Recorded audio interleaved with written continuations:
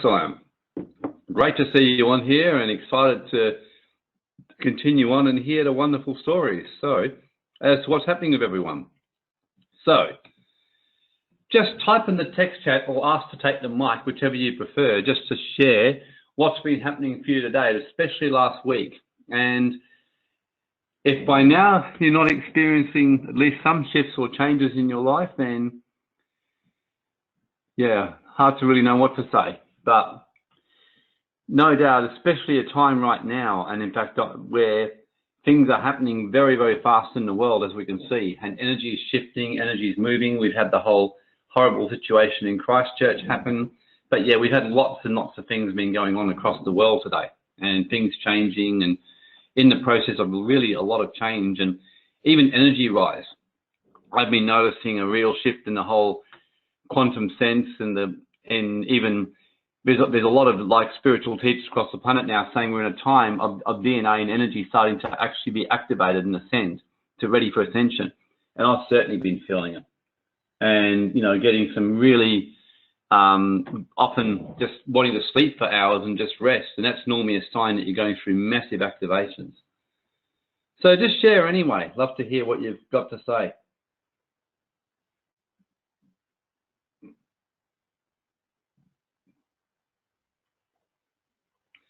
Max, deep shift once again cleared some past occultic influences. Wow, that's awesome.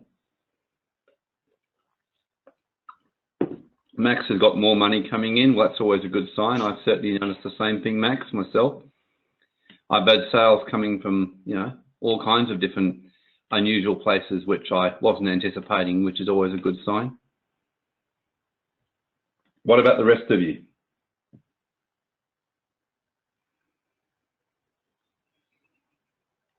James, double my workouts just this week. No, it's excellent.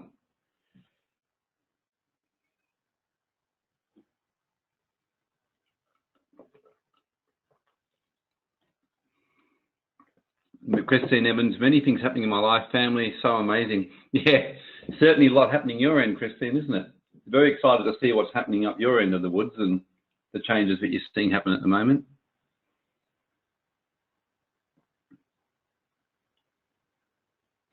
In terms of seeing the energetic changes, financial changes. Yeah, it's a nice feeling, isn't it? Mitch, we've got in circles over the last several months in understanding my direction. I've come back to the beginning and realised that when I'm fully abundant, money-wise and happiest, when I'm focusing on music.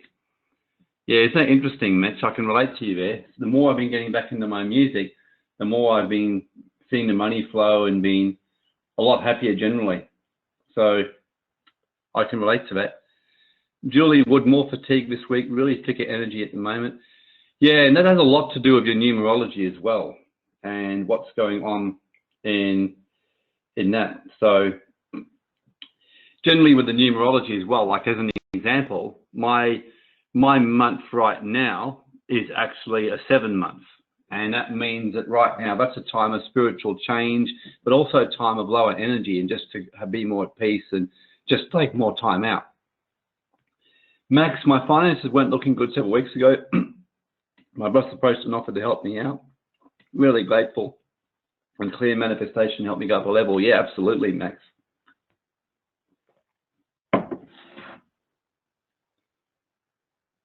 What about the rest of you?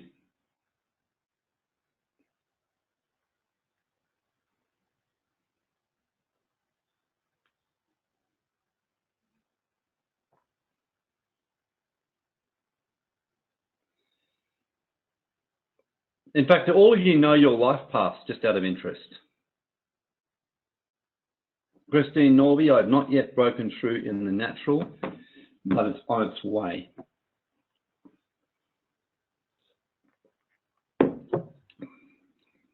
Yep, still looking. Yeah, it's good when you say that, Christine, because one of the things that Neville Goddard says is that if you don't feel it, it doesn't actually happen. And I can tell you now, I've had a huge surge of abundance over the last week, but I can honestly tell you that for the last 3 months, I've been feeling it. And every day I've actually been saying to my family, like, yeah, it's just flowing in, I can feel it. And when I ever go to the beach and do some of my meditations, it's like I see these ships of gold just hovering at the beach nearby me. And every day I've kept saying it and kept feeling it. And that's ultimately what manifestation is. And you may remember from the water versus wine, water into wine, that you've got to actually know and stop the voice of doubt that it's there and it's coming and it's actually here now.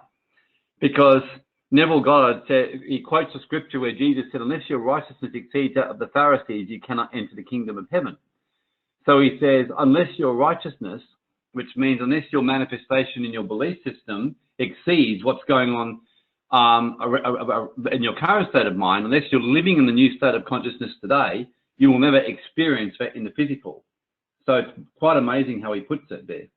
But you'll never actually see it come to pass in the physical if you don't actually do that. So, Rochelle, doing really well with my sidecar rental business. Loving learning RV at the moment. A lot of ending and new beginnings happening. Yeah, look, you're doing really well with RV, Rochelle. It's great to see how you're progressing with that. And you've been a natural. So I'm excited having a potential staff student here.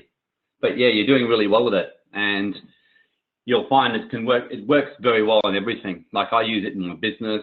I use it in, as you know, we use it in sports betting. Had some fun yesterday, as you and I know. We got a couple of really good ones.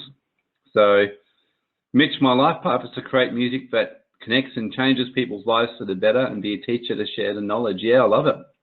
Maybe we should talk, Mitch. I'm about to start releasing some more activation ascension music myself and did some on the weekend on our webinar. So there you go. Julie had been down the beach, seeing the ships coming in as well. Did a further clearing on removing discordant energies blocking me from my path. Yeah, look, you can never do enough clearings. That's probably another thing I'll just mention. You can never, ever do enough clearings. I basically do clearings constantly, like I would say on a frequent basis. So this morning I did one yesterday. Even this morning, like last night, I had a very tense jaw, like around my jaw joints, and it was really starting to hurt me on the right side. So I did some exercises, but then I actually did a clearing using the Triveca straight into the joint. And literally, I noticed this morning already it's feeling a heck of a lot better. So you can do these clearings, and they work profoundly well and profoundly successfully when you do them.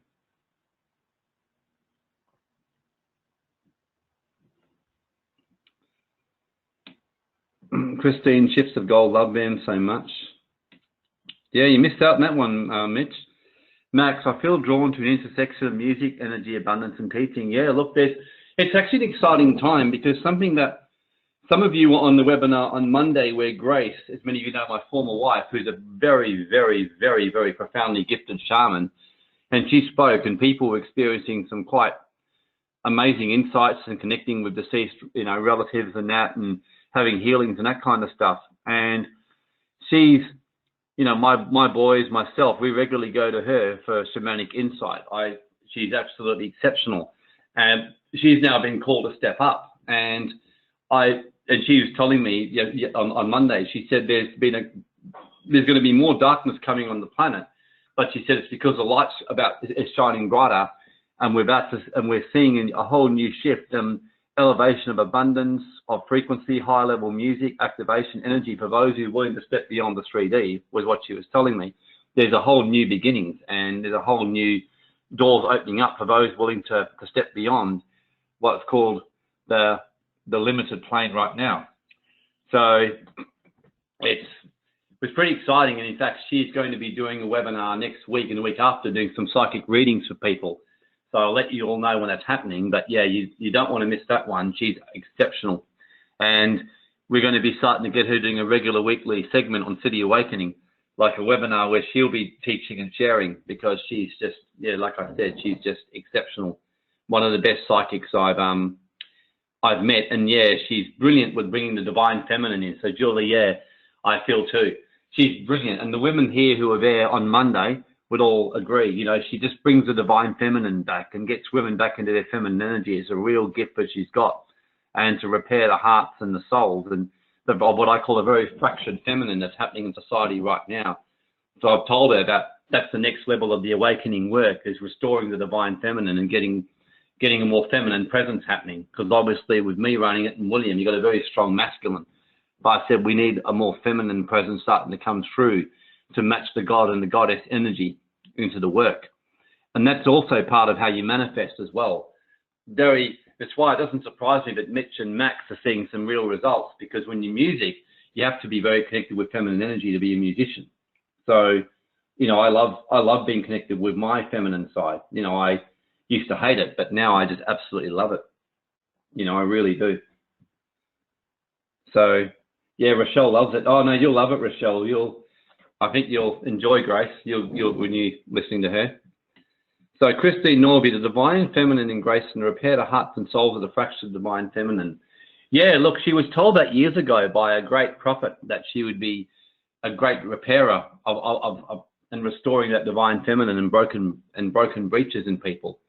So it's a very important thing right now for women and men right now to do. And part of what's happening with me, especially for men also, men have been taught that masculine energy means you've got to kind of be this aggressive, hard-hitting, doing person. And in doing that, we often stop feeling. And I know for me especially, I'm going through a stage right now of a lot of feeling, a lot of sensing, a lot of restoring within my own energy again, and actually doing that. Christine Norby says, I'm in the process of confronting two very bossy people at work through thorough documentation, not following correct manual handling procedures and putting themselves at risk.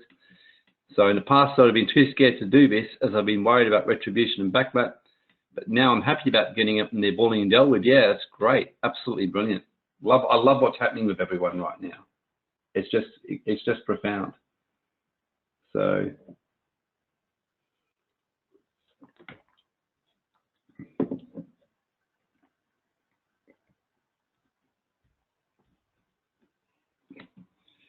okay, so let's just really focus now, because we're going to be doing some money clearings today.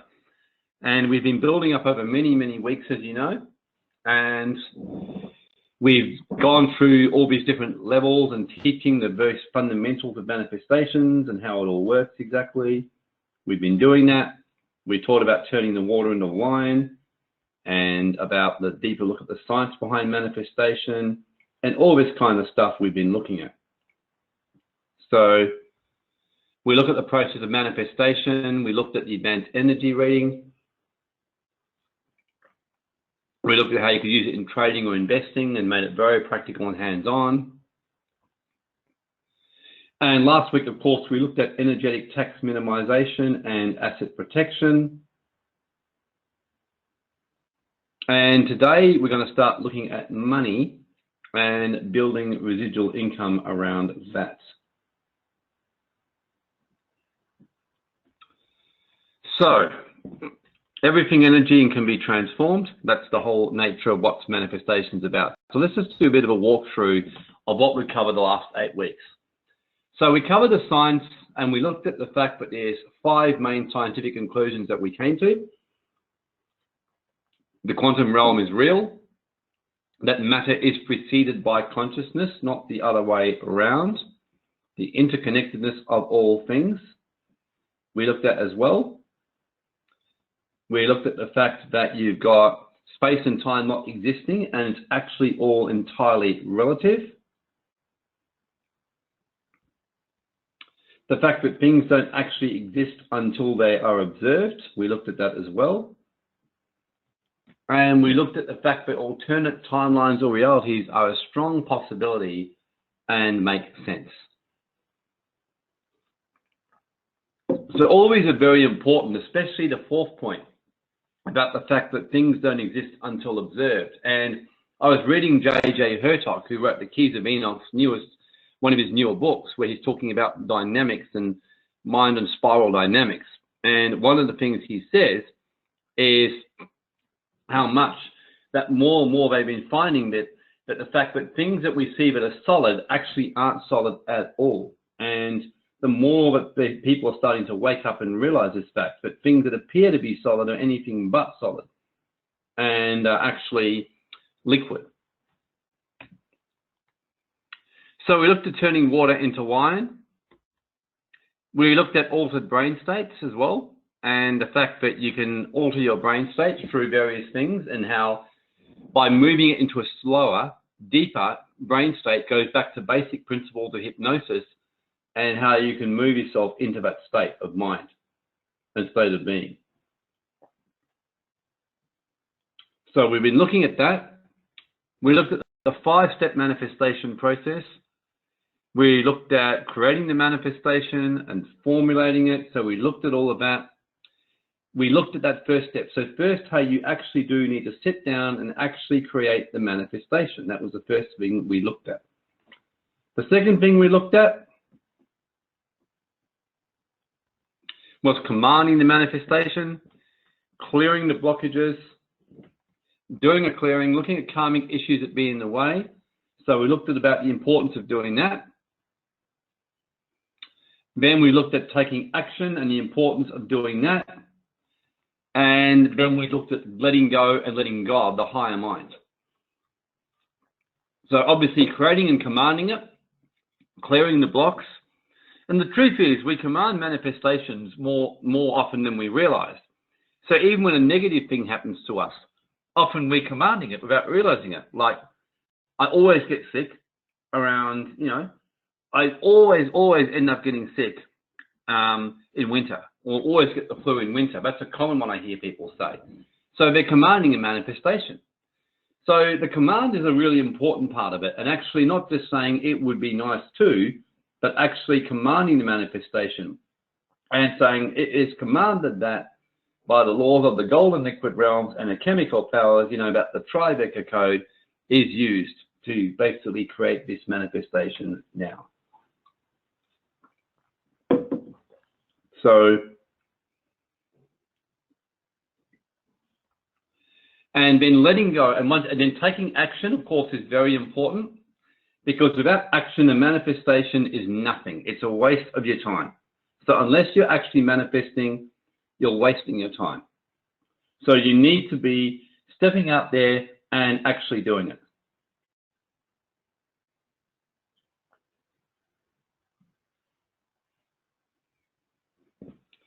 So taking action, letting go, and letting God, the higher mind. And that's the next one, and obviously also very, very important as well. So giving thanks, believing and knowing it is done, entering the stillness, watching for subtle signs, be patient and trust in divine right timing.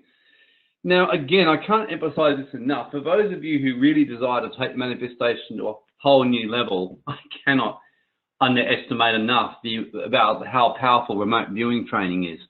And whether you do a full-on remote viewing learning with someone like us and mentoring, or we just, there's various online courses you can do, and we do have a much more simple one, and there's other ones around, which one of the best things you can do for those of you who are really keen to take manifestation to a new level, because remote viewing, learning to do that, you really do, that's when you start to see the magic of how the unconscious and the energy realms work, and the fact that time and space really doesn't exist. And it's almost like the more I've done it, the more I conclude how many things, in a way, it's just like your higher mind knows what's going to happen. And it's almost like we're just living out the script of a play. And so the more that things go along. So once you actually do a manifestation and it is done, you need to enter the stillness, which means could just basically go along knowing it is done. Like, for example, people often in manifestation ask me and say, Warren, so should I say my affirmations every day? Should I just keep doing it? And my answer is, well, if anything, often that can show signs that you're worrying and doubting. Like, let's say that for example, let's just say that you ask me, Warren, can you go down the shops and buy me this thing? Or when you go on your next trip, can you please buy me this book in Panama when you're over there? And I said, sure, 100%, promise you. Now, if you knew it was going to be done, you wouldn't think about it again. You just leave it and know that it would happen. You trust me. So the sign that you really are living the manifestation is you just know it's done. And you just enter the stillness, which means you just know it's going to be okay. So this is all part of manifesting. So when you manifest for high level of abundance, yeah, high level of trust in your manifestation, Max, yeah, just do it, keep doing it, and trust and know that it's going to work. And it'll happen in one form or another, because the truth is it will work. Whether it comes in the exact form you said, sometimes your higher mind has got better plans for you and got other ways of doing the same thing. Like I can remember doing a manifestation around instant healing of my joint pain that I was having 2.5 years ago. And it didn't happen. But I got led onto all kinds of a wonderful journey involving yoga, involving doing a long juice fast and doing various other things, meeting an amazing new exercise rehab and getting my body into an even better shape than it was at the time, that was before I started getting joint pain. So, and we mentioned about the hierarchy of authority last week. And I know I go over that a lot, but it's so important on that side to just go over and over and over it until we absolutely get it. And just know that you know that you know that you've got it.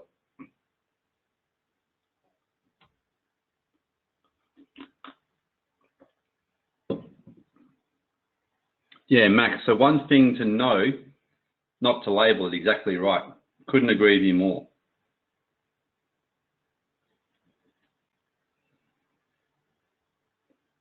So, sovereign, this kind of stuff.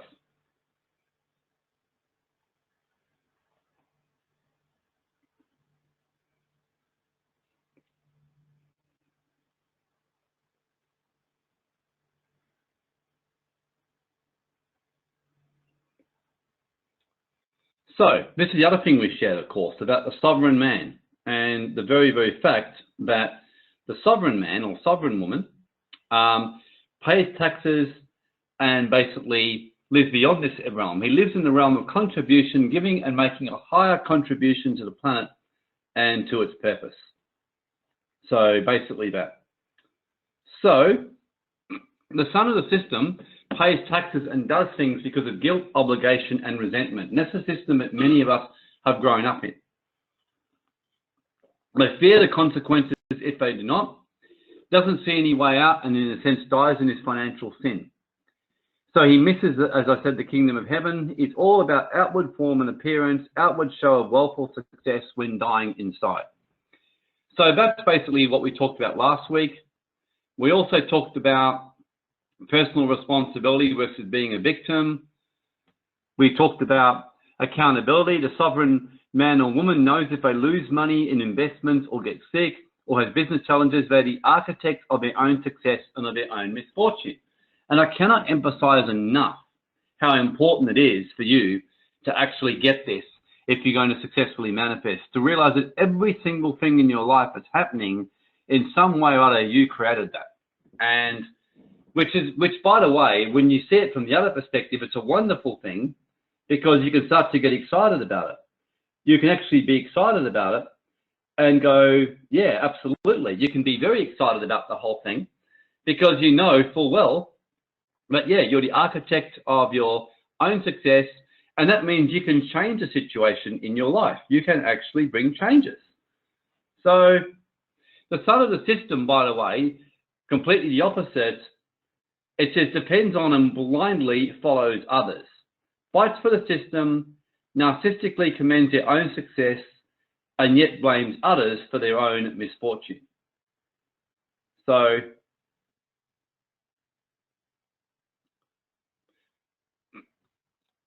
and Romans says, he that doubts is damned if he eats, because he eats not of faith. Whatever is not of faith is sin. In other words, you poison yourself by not being completely congruent with your truth.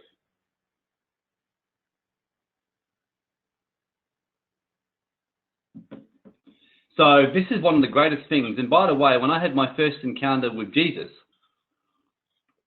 that's what he basically said to me. He said to me that when I was asking him about a particular issue in my life, he said, well, if you believe it to be a problem, then it is. And it really stopped me in my tracks. I was going like, wow. So the sovereign man is personally responsible, does things because it's ethical and right to do it. The contract is written in the heart, you trust him. The son of the system, it says, knows how to use lawyers and is all about entitlement. So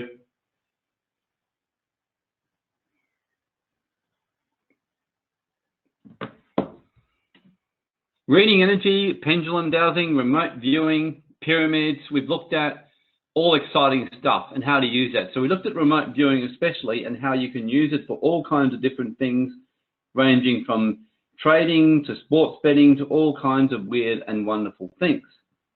So we've looked at that.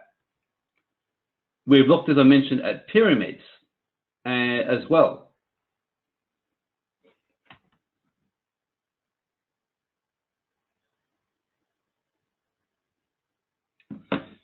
And about the fact that pyramids are energy convergers. So you can use pyramids in relation to energy.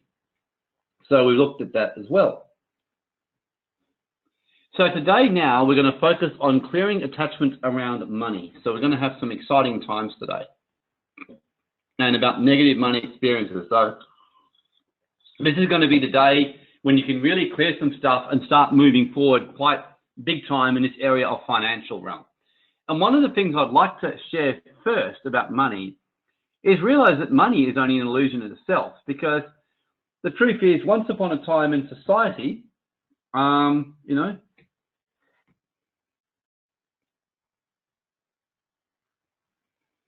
so basically money is just one of these things that by and large only exists because it's a mechanism of trade that we've chosen to actually use to basically move ahead. So that's what's happened with money. So let's have a look anyway now at clearing some auric imprints around money and what this actually means. So Christine Norby's been listening to Money Masters. Yeah, well, if you listen to the Money Masters, you certainly would learn pretty fast about the whole illusion about it, wouldn't you? You would have certainly very quickly got a bit of an idea about that and the fact that it's all a whole one big illusion. So your hologram is shaped by many, many factors, and the fact is your thoughts, and we've shared this previously, all these different things around money. Keep in mind that all of you have grown up in a world, though, where you've been learnt to trade in the currency of money. What's very interesting is I always say to people, just go back to remembering when you were children. And of course, when you were children, you'll remember very, very well when you were kids that, of course, you basically were provided for. Your food was given to you, your needs were met, you were abundantly taken care of, it all got met for you. And ultimately, when you realize you're a child of the Heavenly Father or Heavenly Mother, that your needs are always going to be provided for.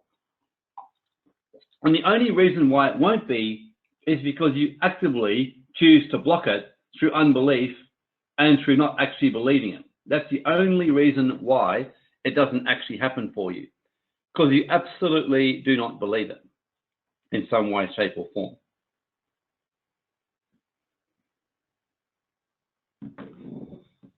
So things like your past experiences, certainly the society that you've grown up in, the mass mind, the teachings around money, whereas like the Money Masters show you, you could trade anything as money. We could start using cryptocurrencies as some are doing now. You could start sharing, you know, we could basically go back to barter and live in an economy. You know, there's many different things that we can actually do. And of course, certainly the mass mind, the mass consciousness, and the mass teaching has a really big effect upon things. It's like a computer virus which is working within your operating system, giving reverse manifestations. The good news is you can actually clear these viruses. That's the good news. So one of the things that attracts negative imprints, what's very important is how you react to an experience ultimately. And I'll tell you one thing, when you start doing remote viewing around trading or sports betting, you soon find out any weaknesses you've got around this area. Like the fears that I've experienced in the last 2 years while learning this have probably been like nothing I've experienced around money. And the truth is you never fully get rid of it necessarily. You just become completely detached from it, and in the end you manage it, and then you become detached from it, and eventually it doesn't affect you anymore. You just notice it's there and you go, that's fine, if it happens, it happens, and you move through it. So anger towards past experiences, money in general. resentment or jealousy of others. So especially when you go analogical around money, that's the fastest way to accumulate yourself something, is when you do that, when you actually have that happen to you.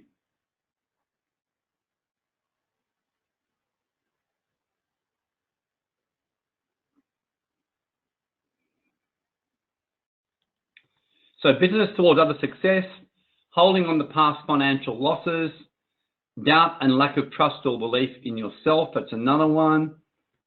Prolonged sadness and unresolved grief around money, poverty or scarcity mindedness, holding on to imprints or beliefs around this area, all this kind of stuff. Critical or complaining spirit around money, alcoholism. So all these kind of things can actually attract money imprints around your life. Misuse of sexual energy, negative thoughts of yourself, negative thoughts and spoken words of others.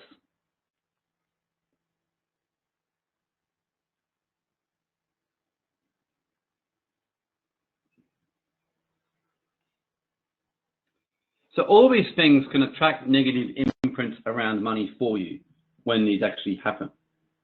So all of these things. So the spoken words of toxic people need the pyramids. Oh, absolutely, yeah. You know, negative spoken words of toxic people, that's a horror. You know, that can really, you know, really be an impact upon you. So that can be an absolute horror, to be frank.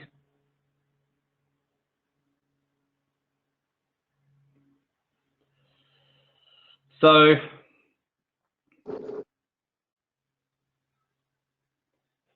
just check in the text chat, any of you had any financial losses or experiences that straight away you know impact you in some way and affect you? And a big reasons behind this. Just type in the text chat if yes, you know straight away.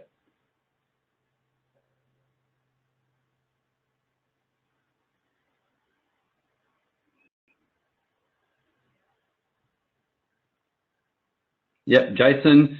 Anyone want to share the experiences, for example, that's happened?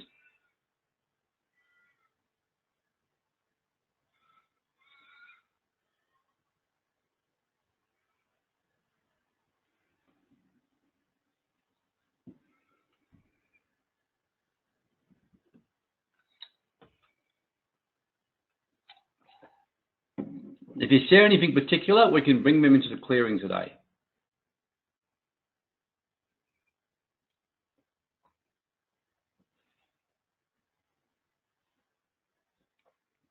James, 125 investment loss.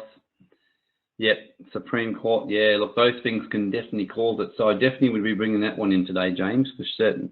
So definitely bring that one in.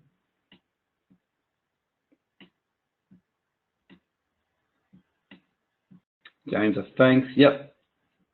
So anyone else, anything that you'd like to be bringing in today?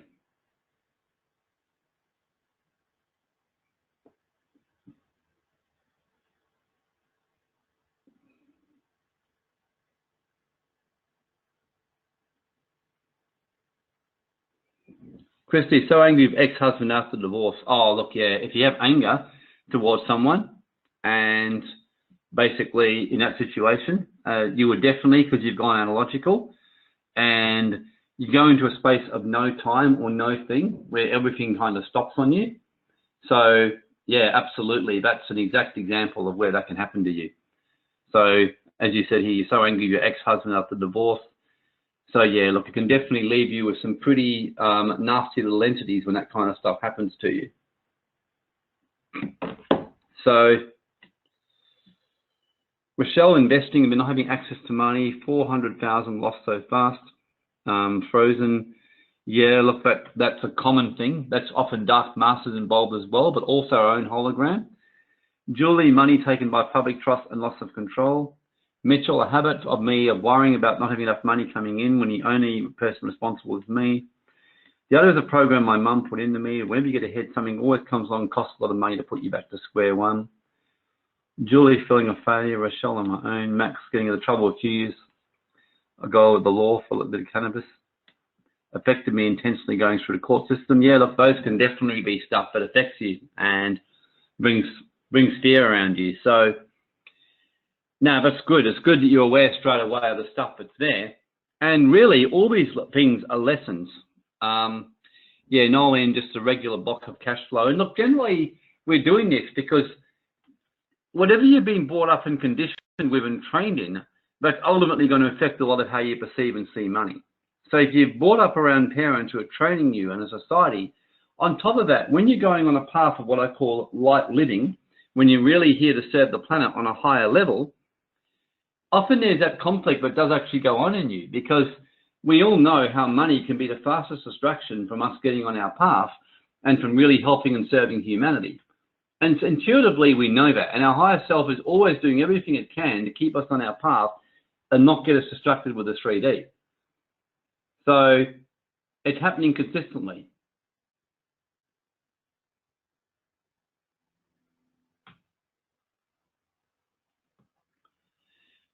So Rochelle, been told over and over again that as easy as I had that, the masters will bring it back to me. That's excellent, fantastic. Christine, trading losses affecting self-confidence. Yeah, Christine Norby, poverty and scarcity, mindless and doubt and lack of beliefs and trust. So yeah, absolutely, you just basically bring those in. So just really bring that in to the clearing today is what I'd suggest. You know, really bring that in. And just know that it's going to clear and it's going to work beautifully.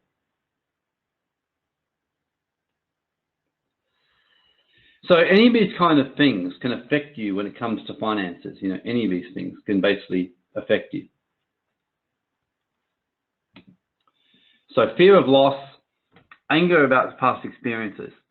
I know when I had some investment losses, it really affected my confidence. I got angry about it. I certainly see regularly, even to this day, when I do trading or any kind of betting, I often have moments when I get angry, I lose the plot about it, and then I've got to go and clear myself. Gradually, it's happening less and less frequently. I've even got the habit now of doing clearings on myself regularly, pretty much after any days of trading, only because I just know that it's always going to leave some imprints. Even if you get gains, I'm still a bit mindful of potential things I need to do, because I can see that these things can basically then get you what I call a false ego or false kind of sense of complacency. Whereas the truth is, you're only as good as your last album. That's certainly the case with trading, it's the case of business, the case of just about anything that you're basically doing. So we've already mentioned these different types of attachments that can get around you with money. So there's these things here, there's these discarnates, there's demons, there's negative entities, there's spells like a hypnotic trance or deception of a person's mind or heart. There's curses like negative thoughts or attacks against a person's soul, like words, pictures, which usually happens completely unintentionally. So yeah, I've got here demons or evil spirits, negative entities, spells, curses, discarnates, like humans who died but not passed over to the other side. Hexes on the body, often sickness, wishing ill luck upon business, etc. So these are all the kind of things that are blocks that we need to clear, as well as while we're doing a manifestation. So pacts, going into agreements with people who are not aligned with you, where our ancestors have done the same. Inner vows, like promises made to yourself, like I will never be like my mother. Outer vows, actual basically commitments to secret societies until death do us part, or vows of poverty. I was actually shown in a past life. I remember when I was doing a lot of clearings that in a past life, I'd actually made a vow of poverty, and that I would always give up my wealth whenever I had it. And I actually saw myself bowed down in a monastery making a vow. And I saw that vow because basically vows follow you for up to 10 generations. That's a scriptural Bible law, and it's basically a higher law. So whenever you're getting that happening, you actually, your last 10 generations or 10 lifetimes generally do pass down through you. So it's very important to keep that in mind and understand that's what's actually happening. So outer vows, deserved and undeserved karma. So this is consequences of past actions of yourself and ancestors spoken over the family line. So these are really good examples here. So just going back again through these attachments, so discarnates, by the way, these I find many a time, and if you generally find you're just feeling flat or feeling stuck or just feeling angry for no good reason or irritation, and eventually after a while you get to know the difference. Like generally I find when I'm feeling stuck, I'm feeling depressed, I'm feeling like kind of caught up back in the 3D and for no reason feeling depressed, feeling fatigued or feeling miserable, that when I'm feeling that, usually I know straight away that discarnates are involved. When I feel a kind of anger and a kind of blockages and this kind of abnormal anger for no reason or deep depression, it's normally a demon spirit. When I'm experiencing things happening around government issues or things coming after me, it's normally negative entities. When you feel like you're kind of trapped in an addiction or something which is not serving you, that's normally a spell. When you curses and hexes, yeah, they generally, you start to realize that generally when things a bit like discarnates are just blocking you and not moving forward, it's normally one of those. When you just feel like, for example, like for no reason, like you're just sitting there and just kind of like you keep just getting negative thoughts like your business is never going to work, it's going to fail, you'll never have enough money. Know straight away that's not you. That's generally, yeah, sure, you may have past imprints or things that are kind of contributing to that. But if you've got those thoughts flying into your mind, there's a very good chance that basically it's some kind of curse that someone's put upon you or negative thoughts flying towards you from other people, someone that you've upset or someone thinking evil of you. Demons or evil spirits like angels or beings who've turned to the dark side, operating in sin or out of alignment with universal laws. Negative entities, organizations or groups like cabals, cartels, that kind of stuff. So after a while, you start to get a sense of it. Have any of you ever actually had an immediate sense of like negative, of like thoughts coming into you that you know aren't yours, like, and you know it's actually another person? Any of you like sensitive enough where you actually almost know it and feel when something's thinking evil of you? Yeah. Or even the other way around. I find I'm very sensitive. I know, I remember, especially when I was single, and even now I feel it. I would actually feel like when girls were thinking, you know, towards me or desiring me emotionally or sexually or anything like that, I could actually feel it and sense it. I told Sammy, you know, when I was getting to know her that and date and you know, looking to date her and to see her and things like that, that I was actually feeling her energy, and I could feel that she was attracted to me, but I could feel she was scared. So Christine Norby feels barbs and feels when it's happening. And so yes, it's really learning to create your energy shield. And generally they won't attack you with areas where you're strong in. So for example, if I got thoughts flying into me, you should go and steal someone's money, it just wouldn't affect me because I just have no desire whatsoever to steal from people. I just don't. It's just like the very thought wouldn't work on me. If I had thoughts coming into my mind saying to me like, you're always going to be broke, you'll never have enough income to even eat basic meals, that wouldn't even affect me because I've always had a very high abundance and faith that I'll be provided for. That's not been an issue for me. But if thoughts start coming your way about having multi-millions and billions to change the planet, if I'm thinking like that and thoughts start coming my way saying you'll never do that and, you know, and you'll go off track, then it does make me stop and sometimes I'm vulnerable to those thoughts because that's still some of my past life things I've seen, some fears I've got around that area, which a bit by bit been clearing from me. So just understand, getting to know yourself and map yourself out and really have a deep understanding of yourself is critically important, like critically important. So Pax is going into agreements with people who are not aligned with you or ancestors done the same. Inner vows, these are a big one. And I'll guarantee you, if you really tune into yourself now, and if you're having financial trouble, at some stage you have made an inner vow, or if you're not getting the finances you desire. Like, e.g., it could be as simple as, I'm never going to, you know, it's not safe to basically, you know, run a business, or it's not safe to do this, or, you know, safety is to be found in a job. I mean, I was told that by my father, and I made it in a vow. Or, you know, I'll never open my heart fully so I won't be hurt. Or around money. I won't invest because if I invest, I might lose my money. Investing is dangerous. Or, you know, it could be that it could be something around, you know, gambling is evil and wrong, so I can never do betting. Or you know, trading is basically evil, and all kinds of stuff like that.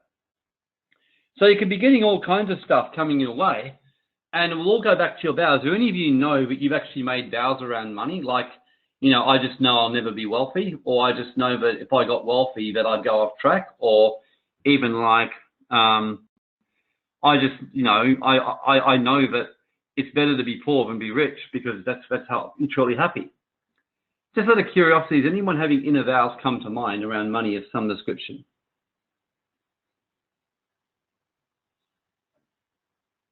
Yeah, Julie made a vow. Yep.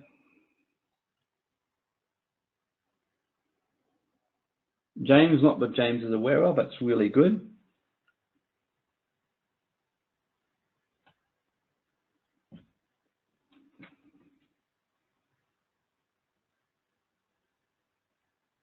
Noel, in the past life of poverty. Yeah, it's interesting. Mitch, his dad demonized wealthy people, so a vow to be a battler. Yeah, look, that's a very common one, Mitch, that kind of stuff. My father openly said to me when I was talking about business, you should never go into business because it's too risky. You could lose your money. I was actually told this, never go into business because you could do that.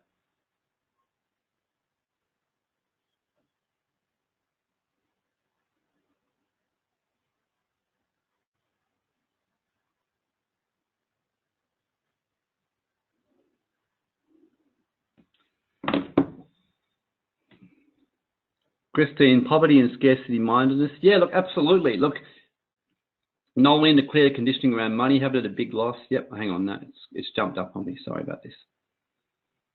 Sometimes the chat can be a bit annoying. Max actually asked a question that I missed before. Discarnates location based, or can a single discarnate be connected to multiple people's fields? No, generally they're location based, Max. Well, although keep in mind that in many of these other beings, like Dark Masters, they generally are, they can be multiple. They can be connected to multiple people. Like Satan and many of these know how to be omnipresent, as an example. So Satan could be attacking you, me, and a whole lot of people at once.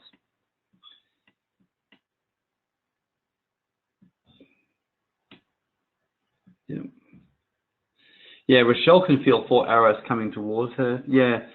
One thing I find with women especially is, I know Sammy, my partner, she tells me she knows when she's walking down the street if a guy's thinking sexual thoughts towards her. She knows that straight away, like instantly.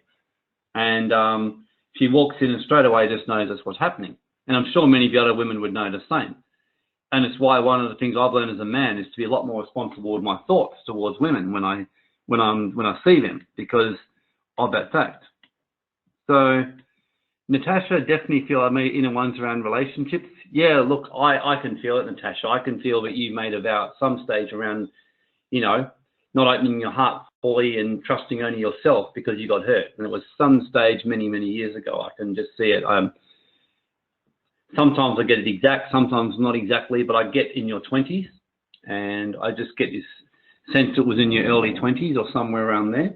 That I'm not 100% sure on the age, but I just get this picture of you having made some vow that you'll just never open your heart fully to get hurt. I don't even know. It's almost like you may have been engaged or may have been seriously committed and something didn't work out. That's what I'm getting. That you made some serious commitment to someone, or they did to you, and then the whole thing didn't work and left you feeling pretty shattered. And so you made a pretty deep vow with a lot of anger in your heart. Especially, I know you're Aries, if I remember rightly. And hang on, no, not in the Aries, you're a Virgo, yeah. Yeah, Virgos can feel things quite deeply. So Max may have had a past unconscious one during my fanatical Christian stage. Yeah, look, it's very common because in churches especially, you often get encouraged to make these kind of poverty-based vows. You're really encouraged to do that. So that wouldn't surprise me at all, Max. I had a very similar experience.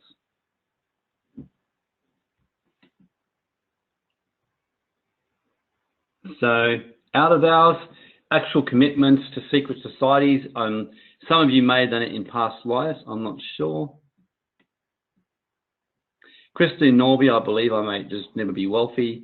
Mummy to say we're little people. Mitch, you can lose something more valuable if you don't do what you desire.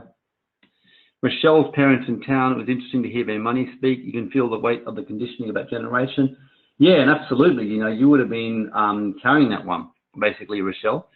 So keep in mind, one thing we forget, and I don't think we actually appreciate it, think of how many years that you've been getting the same stuff spoken over you by your parents. So if your parents had a poverty-mindedness in some way or limited thinking, you can guaranteed rest assured that it would have affected you. You can absolutely rest assured that it would have affected you. So you can absolutely know that it will have affected you in some way, shape or form.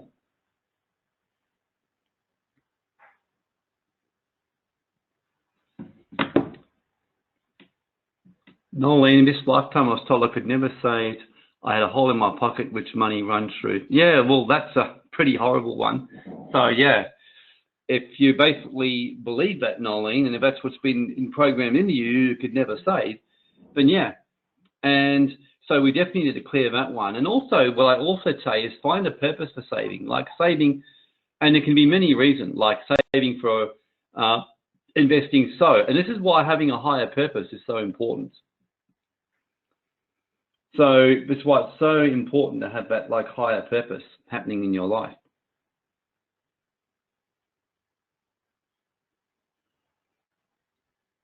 So Christine Norby walks into a room and know people have been speaking negatively. Yep, easy to pick. Michelle working through money, vows or issues. Max had a dream and saw his old martial arts instructors died a couple of years ago. Did a discarnate clearing for him and another friend who had committed suicide and felt a big release, wondering if they were attached to me this whole time. Oh, no doubt, Max. If you dreamt about them, they probably were. Because many of these discarnates are people you know in this lifetime and other lifetimes who are searching for a body. And understand it, but it's not a nice place to be trapped in the fourth dimension where you're kind of in limbo. You're not actually in a physical body, but nor have you gone through the tunnel. So those beings are in a 10 times worse state. So someone who is depressed in this lifetime will be 10 times more depressed in that fourth dimension. So they're anxiously looking for a body to give them something, to give them security. So when you clear a discarnate, you're doing them a favor. You're actually releasing them to go to their life review. Because many of them are terrified because deep down they know they haven't accomplished their purpose. As they're dying, they've realized at the end of their life they never achieved it, and they don't want to go back and face the masters and face themselves. So it's kind of like continuing a pattern of avoidance which affected them their whole life. So very, very interesting. So Steve Plummer, yes, money is evil, poverty is a noble kind. Yeah, exactly right, Steve. Steve, parents grew up in the shadow of the Great Depression. On some level, there was always fears of it coming back. Yeah, look, people who had parents in the Great Depression where scarcity was so high, absolutely, that's a very common and very big one that happened to people. So like my grandma, for example, who was in the Great Depression, was so anxious, she would literally hide stuff, and she would actually go and buy fruit on sale just for the sake of it because it was on sale. And then she would be, and we'd go to her house and we would find like things that were a year old, literally, like, you know, food that was like literally a year old and completely like gone like off like you wouldn't believe. So frightful stuff. So this is, so many people who've grown up with parents in that Great Depression or experienced that kind of stuff, then yeah, rest assured that they're going to be projecting their kind of stuff onto you.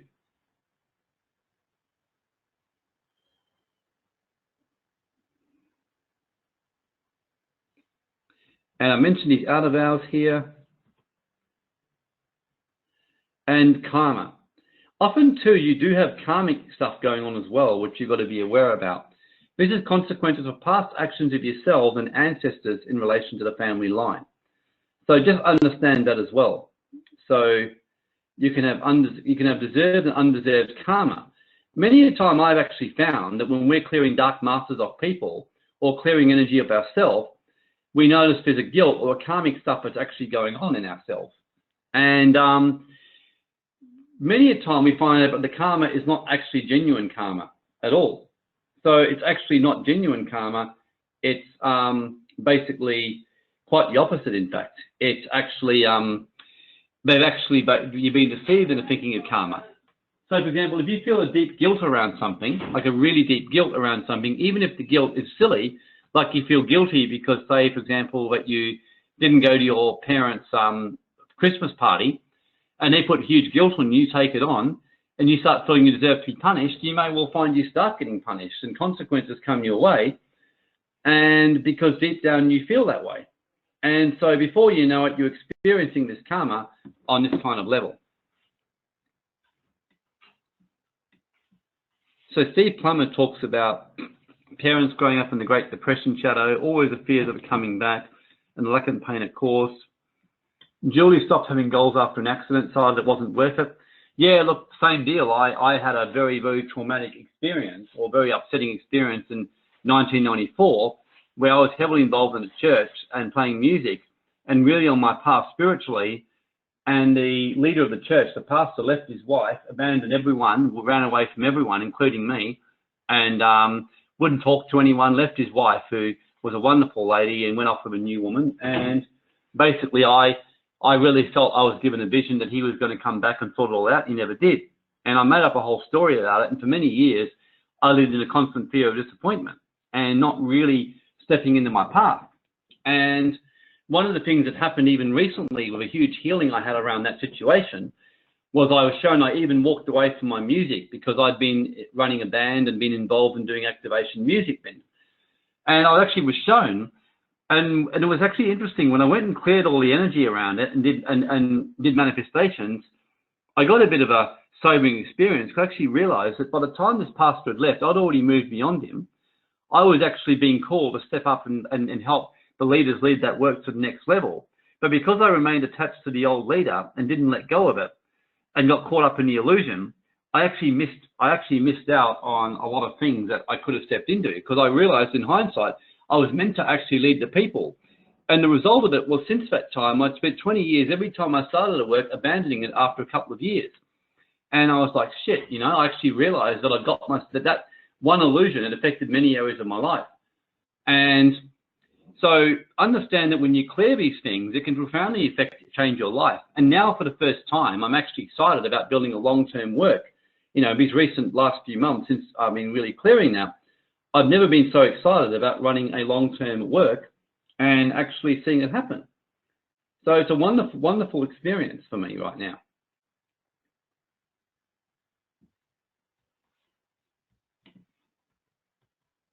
So just some examples of money imprints. Just in case you aren't clear fully yet, I think many of you would be by now, but these are just some examples.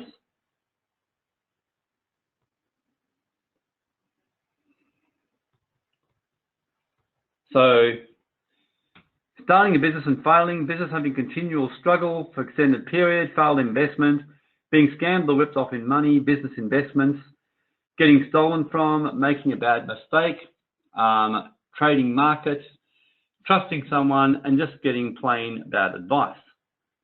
So that's just some examples there.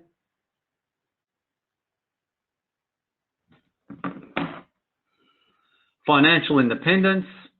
Okay, so any questions before we continue on?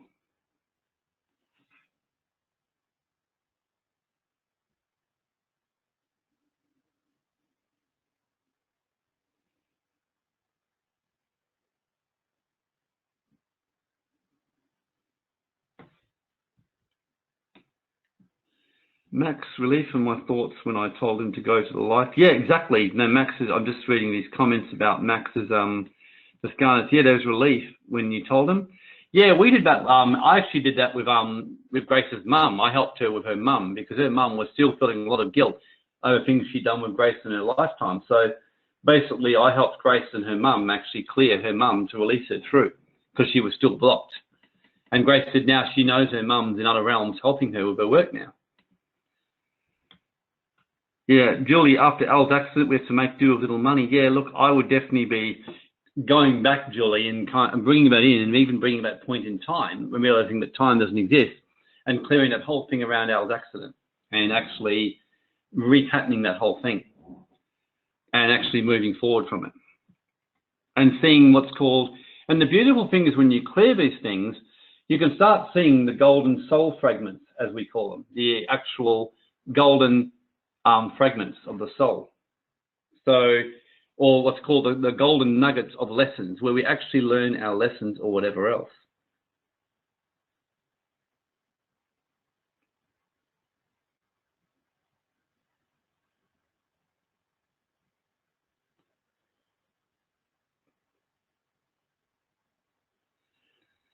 So Christine Norby had a brush with the law after I turned 18.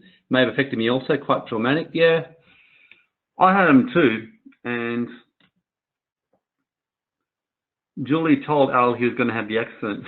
Well, that was a pretty accurate manifestation, wasn't it, Julie? So, yeah, I understand that, and I taught this in the Auric Clearing recently, very high level mind control from dark beings, and these CIA psychic assassins and people like that. And these people actually do this. They actually, I have a friend who's met someone who was involved in high level dark occult and black magic. And he openly told him, he said, yeah, he goes, he's out of it now. But he said, for example, if we wanted someone to have put someone out the way, and he told him about one guy, he said, we thought a guy had a lot of fear in his life. So I started projecting images into his third eye around having a car crash. And he said, and he had one within a week. And he said, generally it would work every time. He said, the only time it wouldn't work is when we'd feel a sense of a block and we'd know that person wasn't vulnerable to that. So we'd find something else. So there's dark beings as well as people on earth who project this stuff into people to do this kind of stuff. Michelle missed an accident sent by dark magic towards me a few months ago. Yeah, look, I'm the same. Even as I've been really growing this work, and especially when I first started running my Dark Masters training, which I started 4 weeks ago, honestly, for the next 2 weeks, I obviously weren't happy at it because I started getting thoughts coming into my mind that I never get, like sudden fear that I was going to crash my car. And when I'd be driving down the street, this fear but there'd be a cyclist riding who I'd miss and hit the cyclist and kill him and then go to jail. And I had thoughts like this flying into my mind. Now I was like, what the heck? And for the first week, I had no idea what was going on. And then, of course, I thought, oh, Warren, grow up, you know this stuff. You're getting this stuff happening. So I started doing clearings on myself and creating a shield, and straight away it stopped happening. And although I still get the odd remnant of it now, it's just gone down a lot. Max has had that too. Yeah, look, I've been getting a lot of that, Max. For about 2 weeks, it just kept happening non-stop. And William, of course, who's our main shaman in the group now, my son, and he sees energy very clearly, more clearly than anyone else I've ever met, in that he actually sees it like he sees humans. And he told me weeks ago, he said, he came to me a little bit worked up, and he said he'd seen some dark masters and they told him they were going to attack our work heavily. And then Christ appeared to him and said, yeah, well, they're actually right. So you need to make sure you're praying for your people, protecting them and teaching them high-level energy work, because they're not happy about your work right now and how you're actually changing people's lives. So they do. So for those of you who've been experiencing that, don't be surprised, And it's also, though, part of our growth to the next level. Julie told Al he had to change. If he didn't, it would happen. And if he didn't, God would make it for him. Yep. Well, that's a pretty good statement, pretty true. Max, I'm mentally connected to angels and masters and ask for protection, feel the energy change. Oh, absolutely. Absolutely, Max. I basically do the same thing. And I pretty much daily now and every day, I'm just giving thanks to the masters, to Christ, and doing manifestations on a daily basis. So I've noticed even clearing blocks as you do that. So, and you become more and more accurate. And like I mentioned, remote viewing, like I just had a quick check before. So for example, we remote viewed 2 games this morning.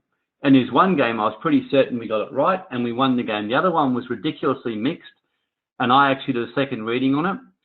And I still couldn't get a clear reading, but I was happy with entirely. So in the end, what I did was I placed the bet on who I felt. When they were in front, I protected the bet and did some hedging. And that one, I lost the bet, but I actually made money on it, because what I did was I had done a hedge, done a protection, and done a manifestation in my heart. So you start to actually notice that you can start doing that and things like that, and actually start to even turn losing situations into profitable situations.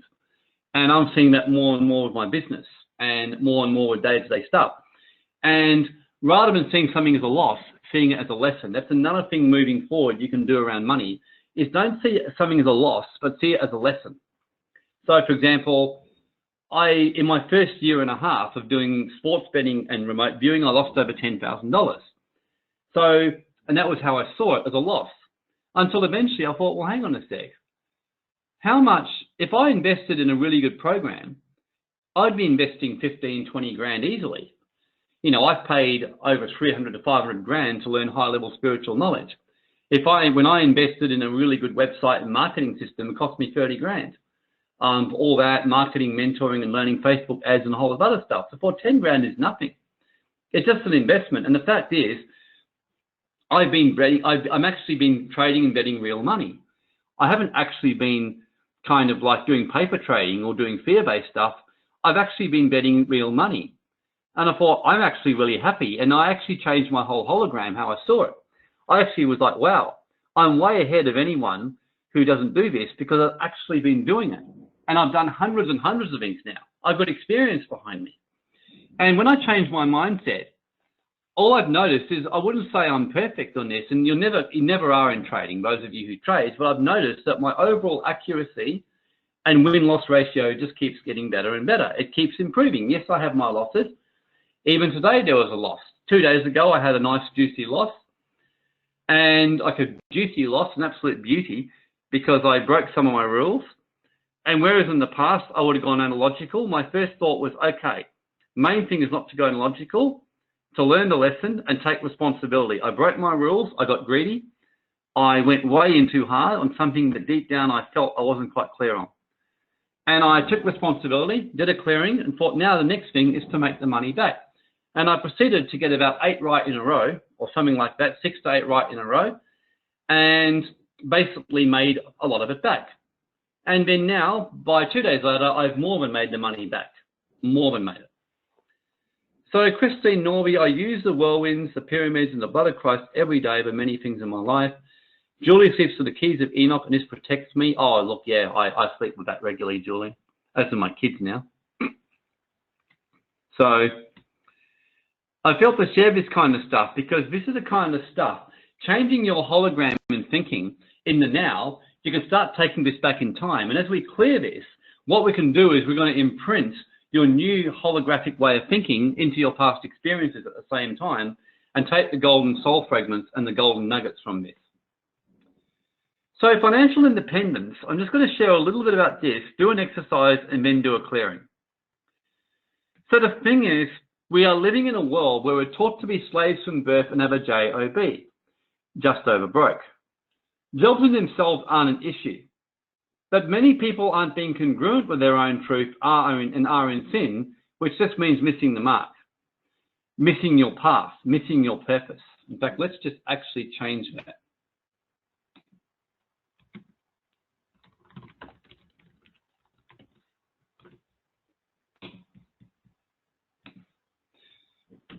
So missing your path, your purpose.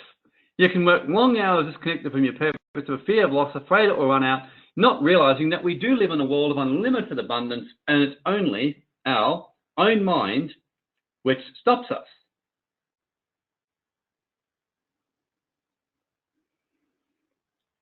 That's it. Only our own mind stops us.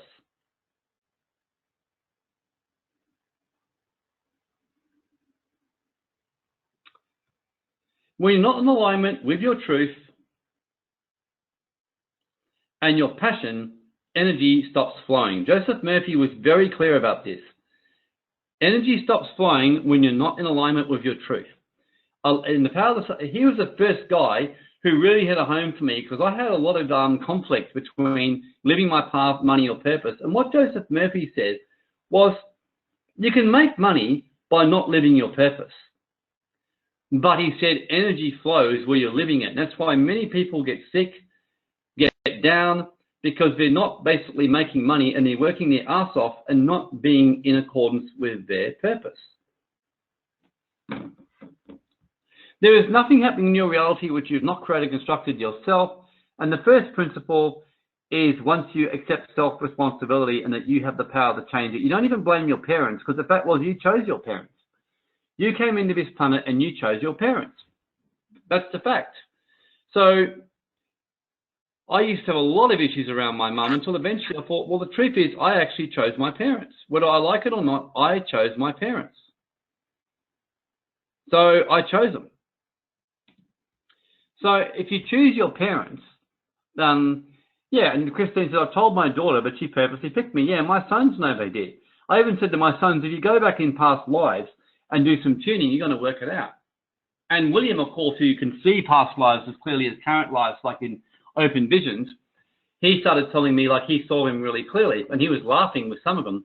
He said to me, yeah, Dad, because he and I had got on well in this lifetime. We had a few issues, but whenever we did spiritual stuff together, he and I feel like soulmates as friends, like soulmate friends. We're like soul brothers. Whereas when we're not doing spiritual stuff, we start to clash a bit.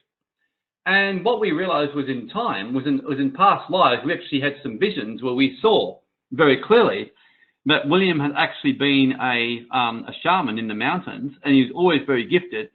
And I'd used his gifts many times. I'd come and work with him because he could see the future. He'd tell me what was coming. He'd show me what was ahead and warn me. And so, but often I wouldn't pay him for it, or I wouldn't properly take care of him. And a few times I wasn't particularly good to him. And so we went through and cleared those lifetimes together. And in this lifetime, we took the lessons on board. So I make sure he's well rewarded. So he speaks on his webinars, and I basically make sure he gets rewarded. He gets well paid for it, and he loves it. You know, he's living his purpose and doing it. And he's developing his skill. And because money isn't an issue for him, he's just full-time mastering his connection with the masters and full-time prayer and study. And this guy right now, I'm amazed. In fact, he now has like really become the group's, my shaman in the background, like he was in that past lifetime. He tells me, like when things are coming against our work, like he comes and warns me. And he tells me with different people in the group what he sees coming. And he had a lot of issues around his mum, like he and his mum had so many issues with each other. Now they're like the best of friends because he realizes that he chose his mum because he's a real mixture of me and my mum. He's a teacher like me, but he's also got his mum's gift to do that kind of shamanic stuff and see energy, which his mum can do as well. So he's basically really realizing that he chose us as parents, both because he knew he needed a tough father. He also knew he needed to learn to be a teacher. And he also realized with his mum, he needed to develop his shamanic gifts. And he suddenly started appreciating his mum. And his mum started realizing that she'd chosen him as a son because he was going to take what she was doing to the next level. So now he's gone from someone who literally would never go to his mum and spend time with her unless he absolutely had to for the last year or so, to where he basically now, he just goes and spends a couple of days with her. They start hanging out together and everything. So you can really start to even transform how you see your parents. And in my case, for example, I know why I chose my mum and dad. I realized I had past life stuff to clear. I knew I needed to go into a tough reality because I needed to help people who were struggling to step up into their path. If I had it too easy, I wouldn't be able to teach all of you. Whereas the reason why I get results in helping people like many of you, where you've gone to many other teachers, as many of you told me had not the same results, it's because I haven't had this easy. I really haven't. This is not like I've been a natural shaman from day one where I could see energy. I didn't. When I first started meditating, my mind would run like crazy. I couldn't see energy for years. I would do clearings and feel nothing happen. I lived in so much fear around. I was trained to university to do a job. For me to break out, I failed in 3 businesses before I finally got it working from my past conditioning. I lost so much money from trading and investing that it wasn't funny. So I've been through all that path. So now as I'm living in a more whole reality for myself, I've literally had to rebuild myself from scratch. And that's why I know the teachings I'm giving you work, and I can really help people where other people can't help them.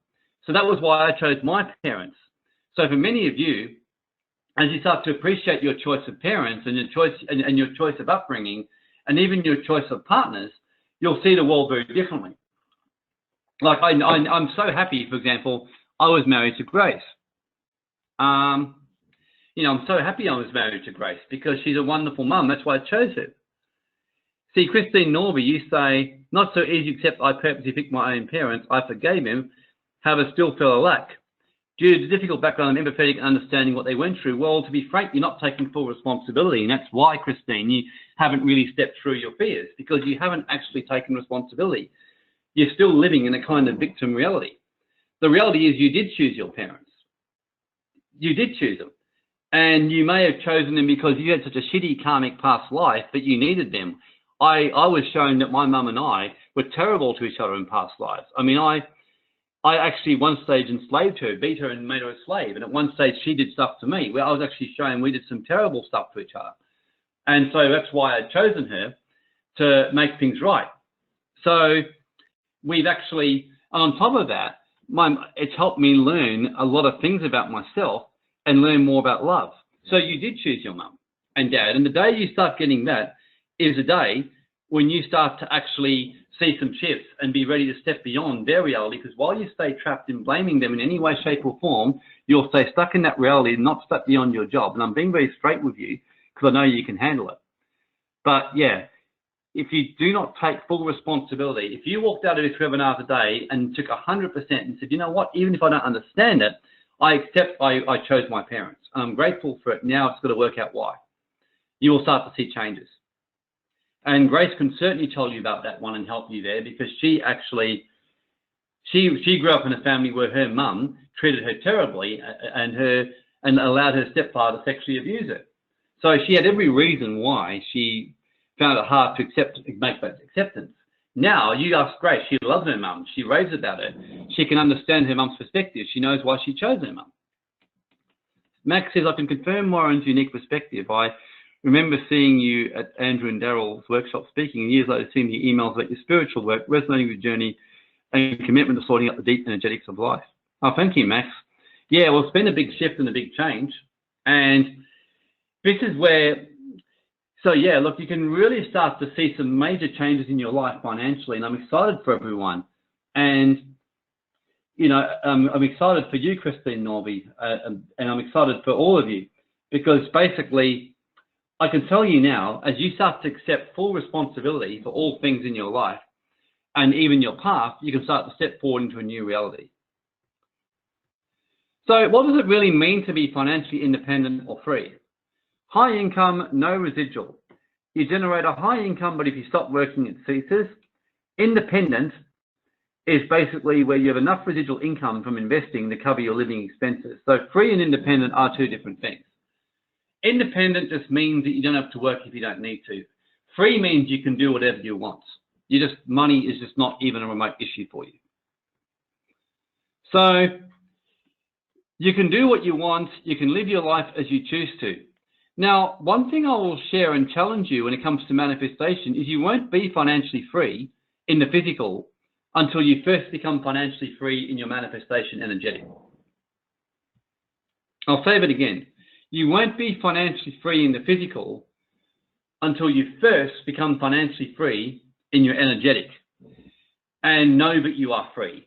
Know that your needs are provided for. Know that whatever you desire to do, you can do. And if you do that and start living like that, you will manifest it in the physical. So that's the first thing to really get today. So my challenge to all of you is, what would you do in your life if you are financially free or independent? Are you truly ready for it? Julie Wood, I keep getting stuck in my physical. Well, you understand that you've always got those distractions of dark masters of your past conditioning trying to bring you back into the physical and out of what's called the energetic realm. So rather than wanting freedom, Julie, choose to be it. That's my sense to tell you today.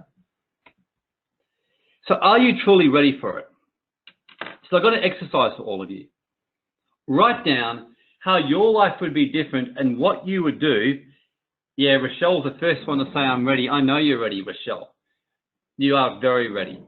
And that's all I know with you. You just got to get your head out of what your physical circumstances are and just know that you're ready and know you're stepping into it. Like, know and be grateful that your car rental business, like you said, is doing really, really well. Know that things are exploding for you right now. Just know it, because I can see it. And as you've heard today, I'm pretty straight with people, but you're taking action and you just keep taking action. And the truth is, if you have 100 failures in the next week, you're more ahead of someone who takes no action. Because I can tell you one thing, I can remember at one stage when I was doing trading and betting, I lost so much money and everything I touched seemed to not work. However, I was much further ahead because I noticed that other people in the same group that was learning with me, many of them gave up and got discouraged. They just gave up. And whereas I kept going and kept losing money. But I was the one who was further ahead because I just kept doing it. I kept losing. I kept doing it. I kept losing. I kept doing it. I kept losing it. But eventually, I started winning. So, and I've probably learned, if anything, winning and losing doesn't really make any difference. It doesn't actually matter whether I win or lose, because I'm actually realizing at the end of the day, it's just learning to access my consciousness better and better around money. So the exercise now, everyone, is write down how your life would be different and what you would do if money was no longer an issue in your life. So I'm going to give you 3 minutes to do this, okay? It's 3 minutes. And I'm just going to put the mic on silent and let you write. And you've got to write as fast as you can. So when I count down 3, 2, 1, you must write as fast as you can without stopping. So 3, 2, 1, go.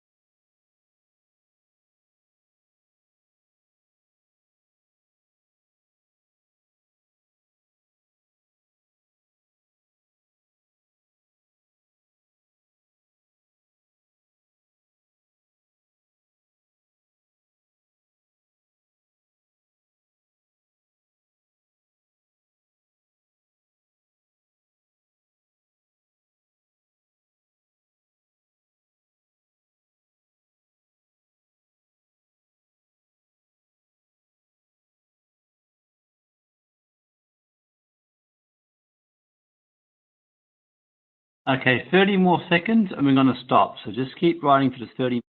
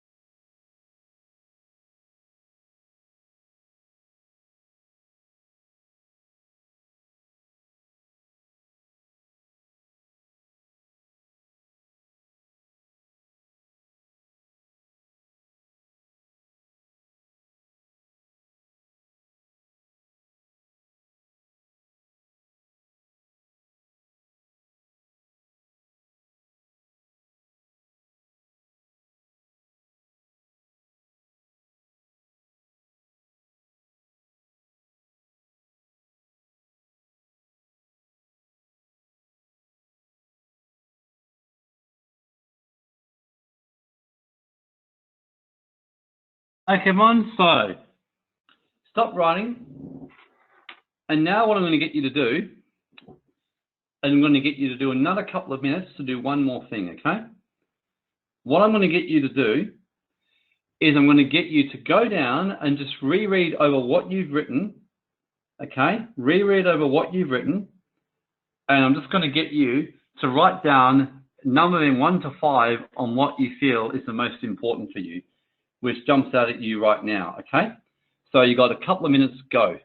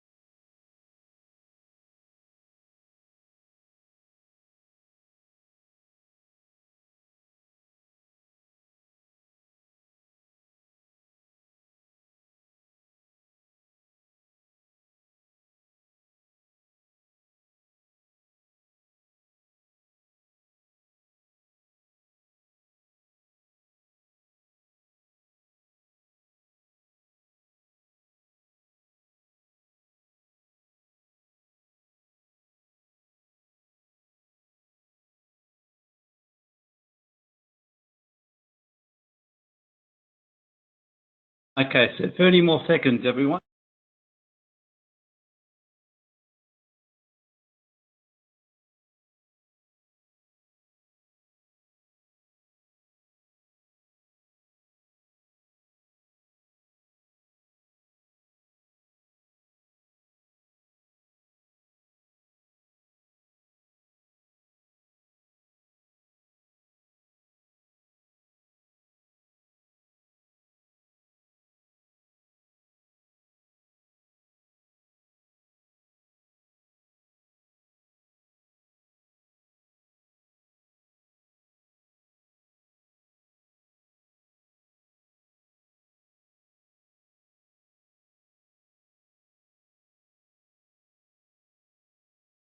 Okay, and just start rounding off. I'll give you a few more seconds.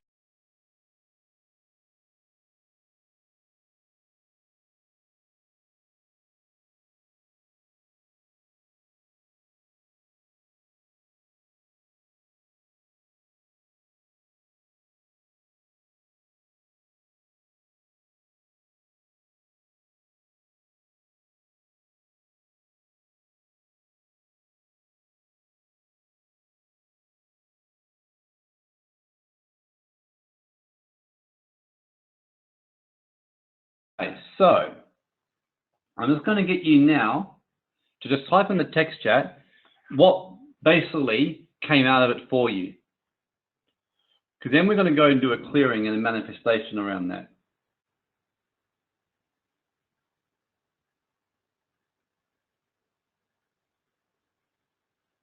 So I'm just going to get you to type in what came up for you.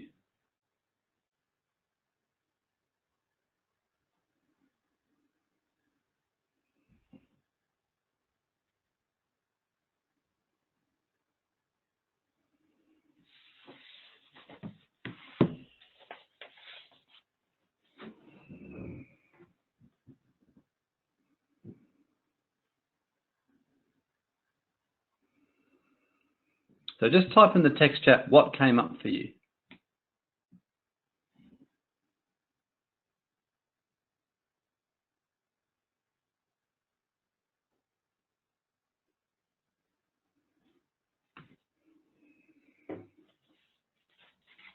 Just keep it, yep, so James, more time back, time to invest in learning more what I'm passionate about. Yeah, I like that one, James.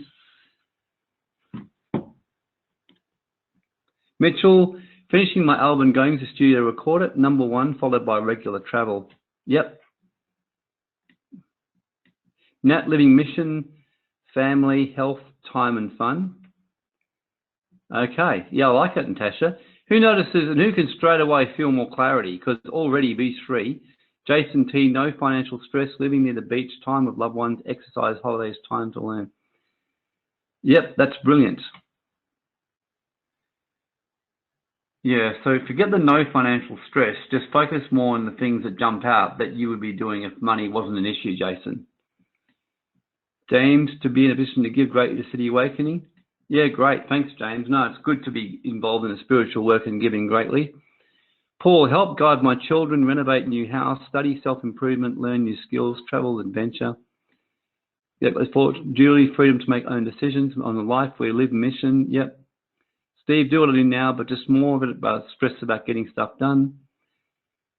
Yep, Mitchell knows steps that you can do now. Yeah, look, it's great. Seriously, everyone, that's great what you're writing here. Nolene, freedom to choose that limitation, ability to contribute more, support higher works, travel. Yep. Interesting how many of you are just saying fun and traveling. Rochelle, a lot of what I can do about money and watch the money come in as I step in the purpose. Yep. Yeah, it's a good feeling, isn't it, when you start to really get that kind of clarity happening?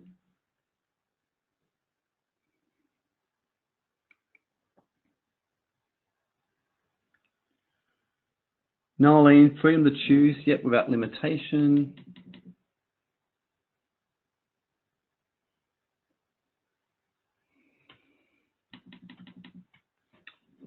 Okay, anyone else, or that's it for now?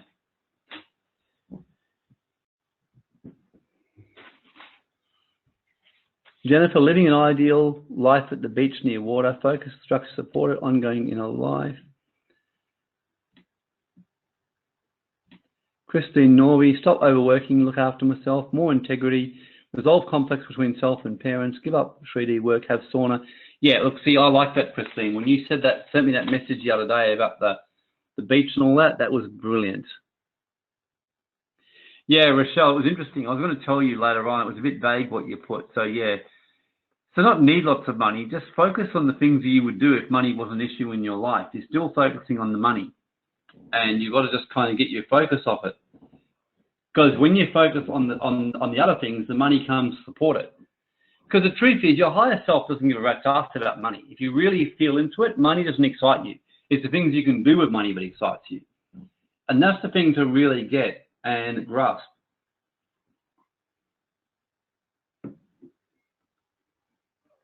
It's really important to get that.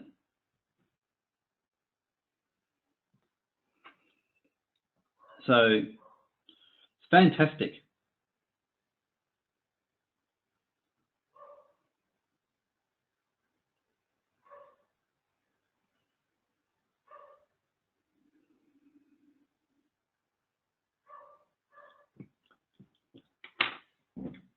Absolutely, everyone.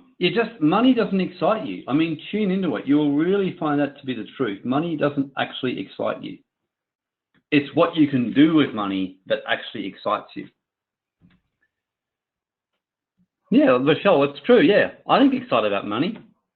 Who gives a rat's ass about pieces of little silly paper or some artificial figure in a bank account? It means nothing. I mean, if you go to Indonesia, you get given 1 million rupees. Does that make you rich? No, 1 million rupees is the equivalent of about $100 or something. About $100, $150. It's nothing. Money is just a made-up thing that people make up to basically do value. So yeah, I feel a few of you are getting this. So it's the things in life that you desire that excite you. It's just an exchange for time and energy. So Mitch says you're getting paid. Yeah, but money doesn't, it's just a thing that we use to just exchange value. The truth is, the whole system will eventually crash. I'm telling you now, that artificial system will end. And things like cryptocurrencies will take over, or a new kind of system. I've been shown that in downloads, and it makes practical sense anyway. So just realize that. The greatest skill you could learn is manifesting, because tomorrow, everything that you've got in the bank could be cancelled tomorrow, as Venezuela found out. It's just nothing. So Christine Norby, look and feel great, have a cleaner, be healthy, massages and saunas, time for friends, go nice peaceful places. Christine Norby, do hot yoga. Yeah, exactly. You know, do yoga.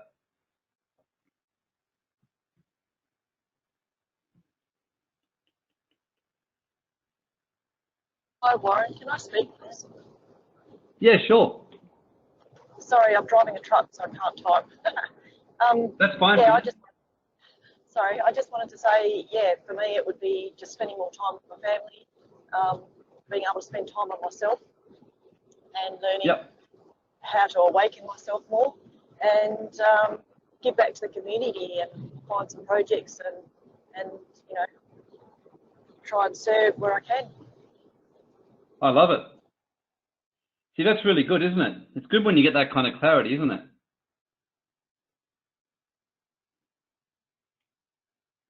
No, excellent. So thank you. Thank you very much, Fiona. That's really good.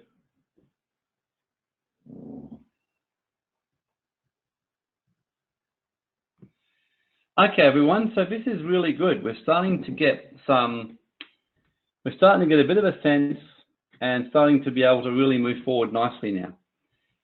So how do you reach that point? So there's the manifestation and the clearing that we're going to do today. There's also a practical component as well. So there's a practical component to this as well.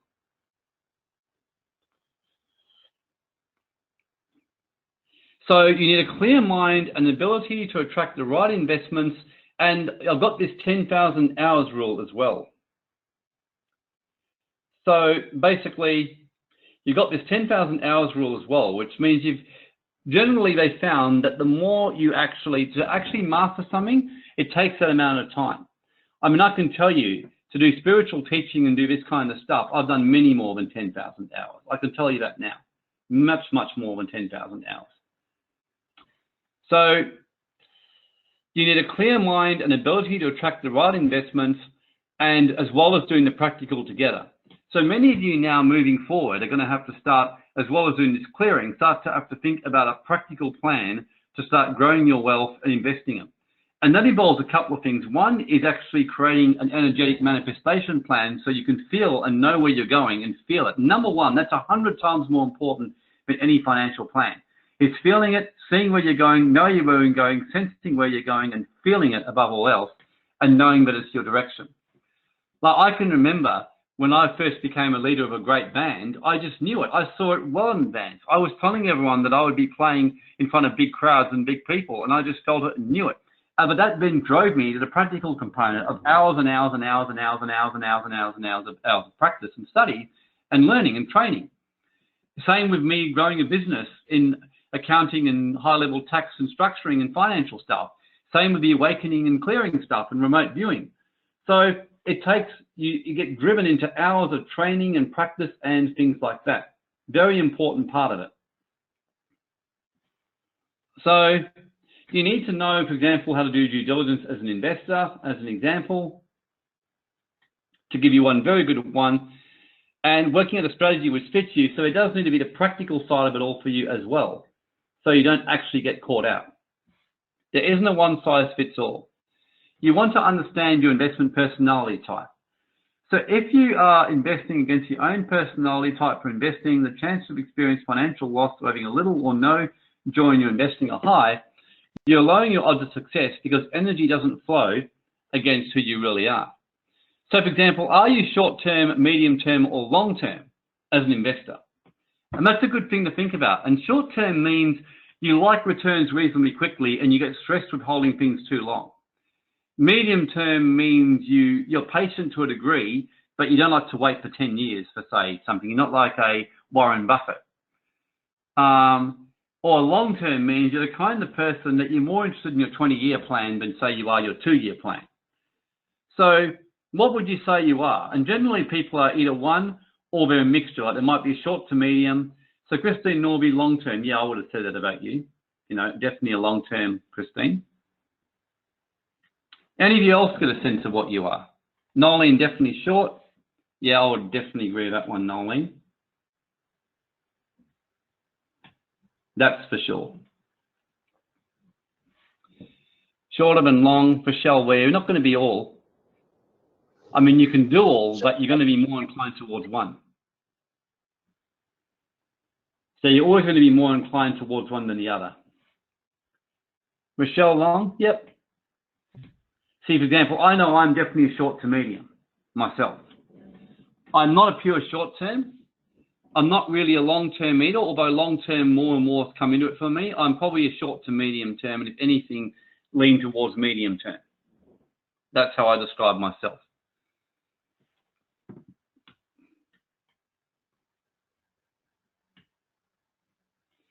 Okay. Secret is assessing risk. For example, what is risky for you may not be risky for a professional stunt rider. So a professional trader to do trading, it's not risky.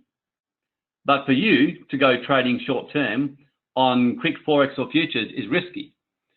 For Tom Cruise to climb a mountain and jump off it and using hang gliding is not risky. For you and I, it'd be incredibly risky. So this is another reason why people lose money, because they just basically jump into stuff which they would never do. Like many of you who never in a million years would go and say hang glide off a huge mountain in the middle of Venezuela. Then on the other hand, would go and invest in something you know nothing about because you get caught up with the thought of a quick read, not realizing that the financial hit that could hit you can basically really harm you and really hurt you. So knowledge and education is important. You know, you decide exactly what level of risk you are comfortable with. That's another thing that's very important, for example. So due diligence is where you study an investment, you go through reports, you analyze it. So these are stuff which I just felt to throw in there for you, just to realize and think about as we do the clearing today around money, to really realize your lessons from it. Because many of you, as you see this, will realize why you lost money. And this is going to help you in the clearing today. And when you start going analogical, rather than that, just have a bit of a chuckle and go, shit, yeah, I mean, that was a bit dumb what I did. Like, I lost a lot of money 2 years ago in 2 investments.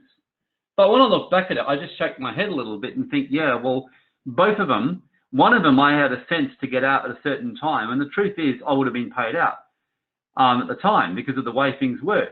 3 months later, by the time I decided to get out, the money had been frozen. And the second time, now, number one, there was a heap of clearing and karma for me to deal with, but practically I was a bit silly.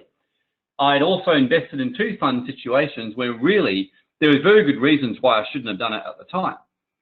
So basically, yeah, you've got to have stuff that's congruent with your own systems, your own structures, and things like that. So I have a lot of my own checkpoints. So this is going to help you to clear your financial chakras. So moving forward, you're not going to end up basically with the same kind of things going on for yourself.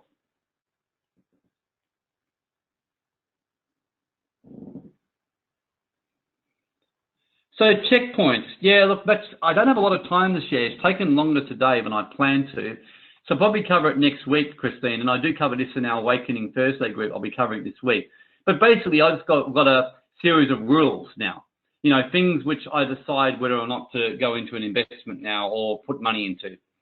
And if I don't understand something, that's a big one for me. I'm not going to go into something I really don't know what I'm doing now. I have to know what I'm doing and calculating my risk and know what I'm up for. You know, it's just so important. So very, very important, in fact.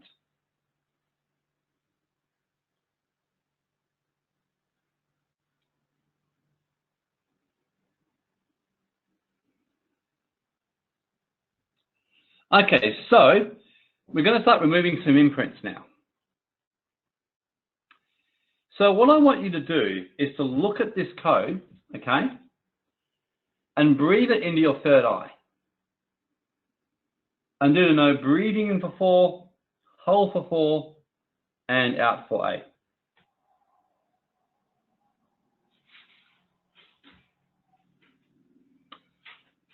So breathe in for 4, hold for 4, and out for 8.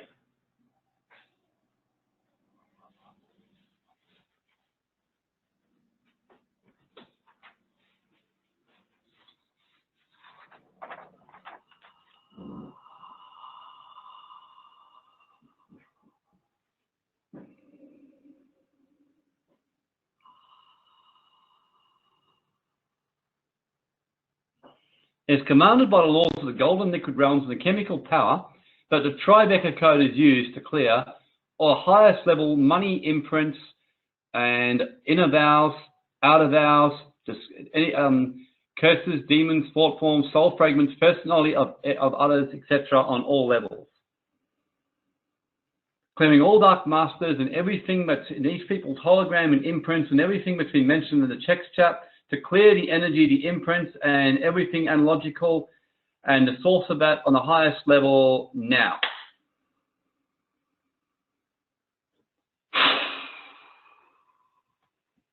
And my hand is going crazy. So there's a lot of energy on this one.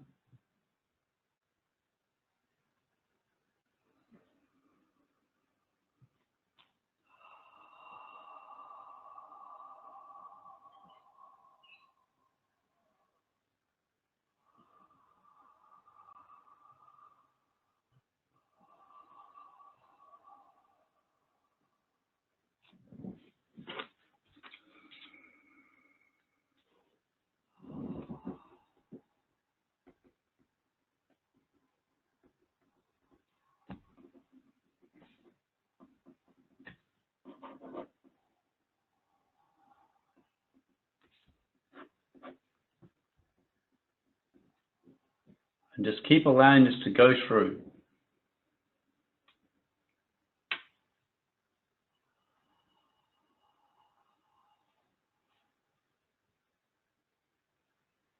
And clearing all the discarnates that are blocking this clearing and providing fertile to escorts now to take all of these discarnates through the astral planes, the tunnel of bliss, to receive the karmic rewards justly earned now.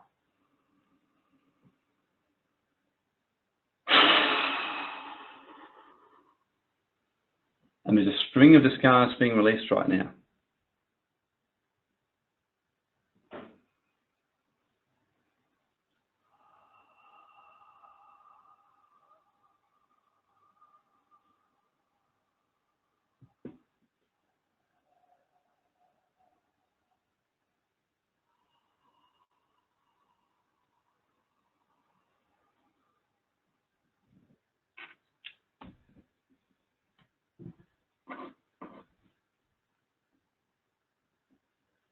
And just keep letting the clearing happen.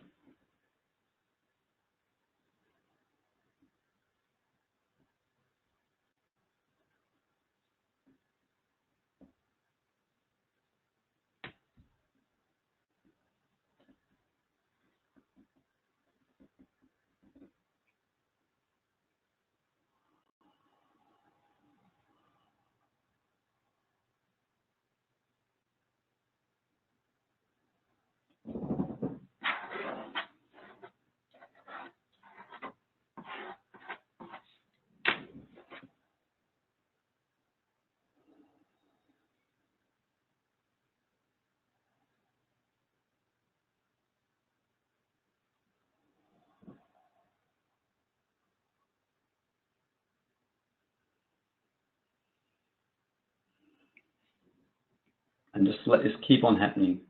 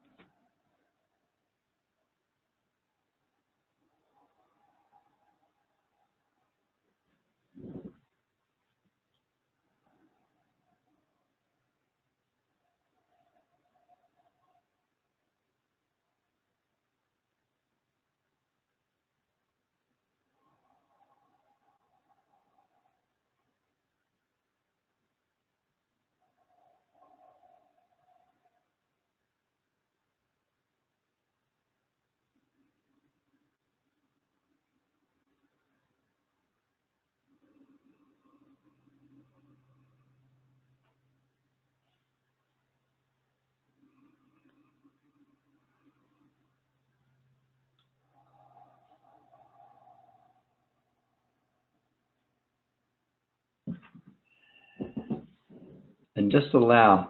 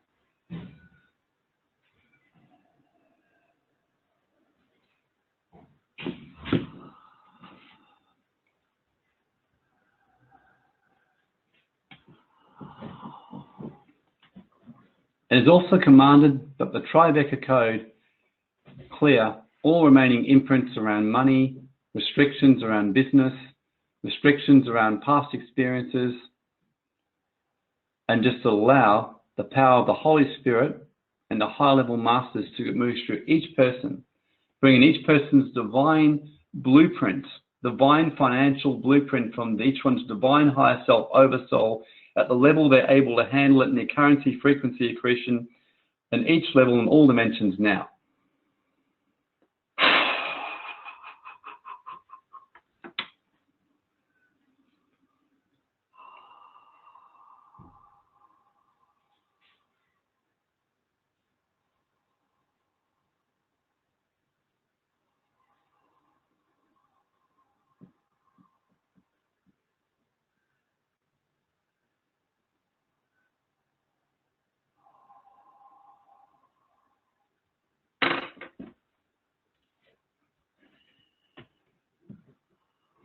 Okay, pretty heavy one, still going, still clearing.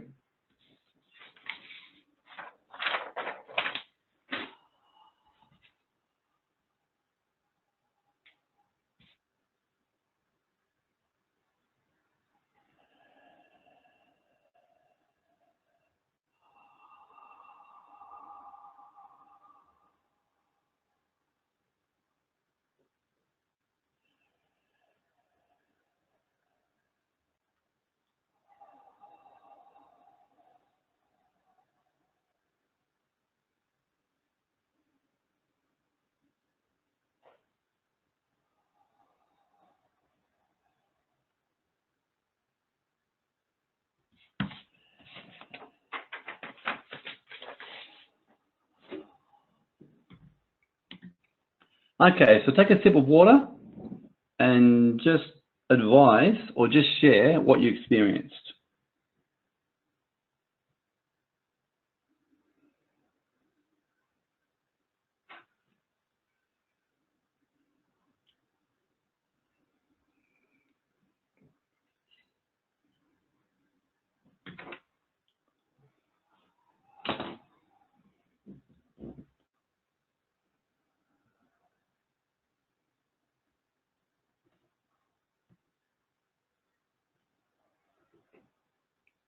Waves of nausea, the tears of joy for Jennifer.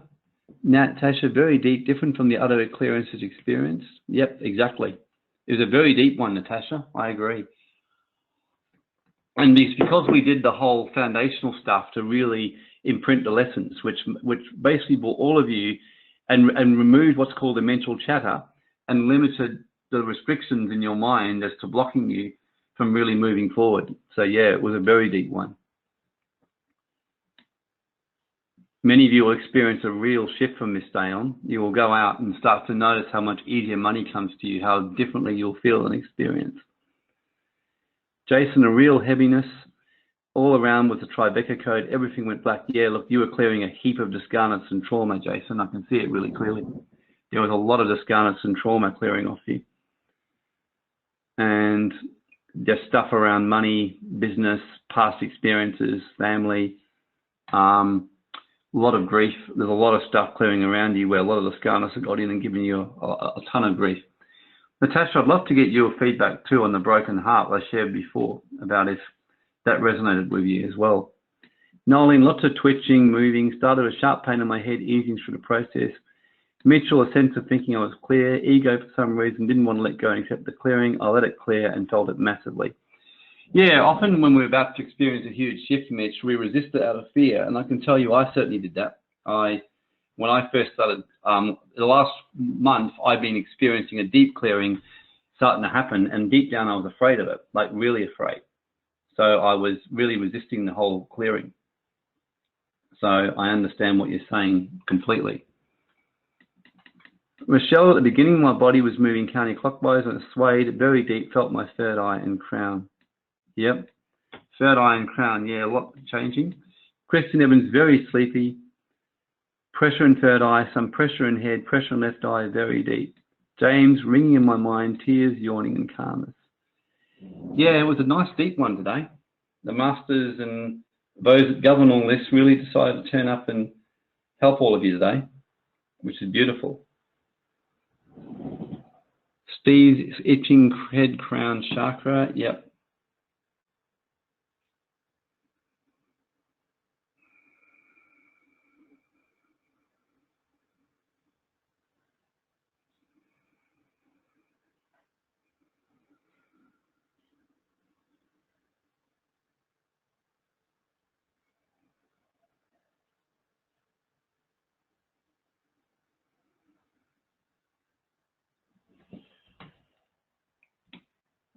Christine, a chain around my right upper arm that was hurting me, it got removed. Saw a very vital, energetic being, saw myself leaving work, breaking through to higher ground in relationships. Yeah, absolutely. Rochelle felt energy in my spine. Steve Plummer, sleeping, itching head and crown chakra. Paul closed my eyes and felt I was surrounded by a semicircle of golden beings. Maybe watched too many movies. No. That sounds pretty normal. Semicircle of golden beings, that's the kind of stuff that I see pretty regularly. And that's who are doing the work. There are a number of masters and beings who are helping me with these webinars now. Julie had heaviness around the clearing, removed implants around the clearing things, relaxing pressure in head. Yep.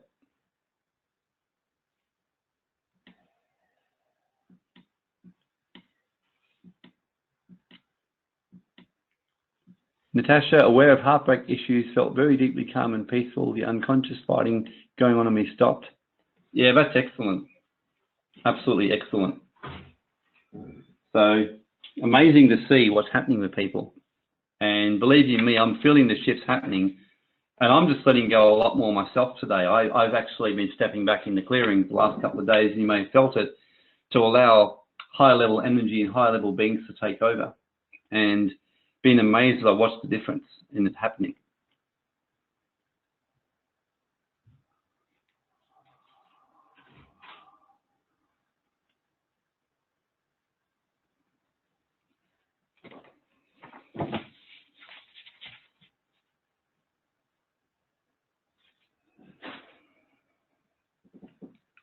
Paul, hard to know as a novice.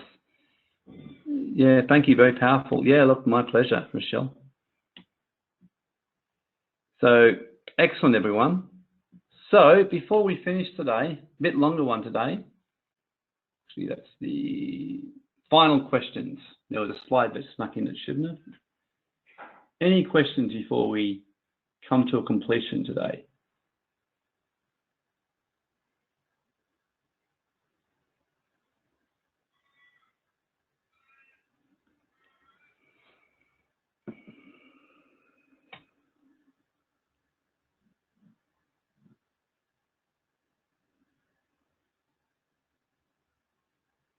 Is that clearing what you do daily? Oh, look, I do various ones, Jennifer. It's just the intention, but I use the Tribeca code and the Auric calibration code, especially, are the main ones that I tend to use, I must admit. James, another wonderful session. Thanks, Warren.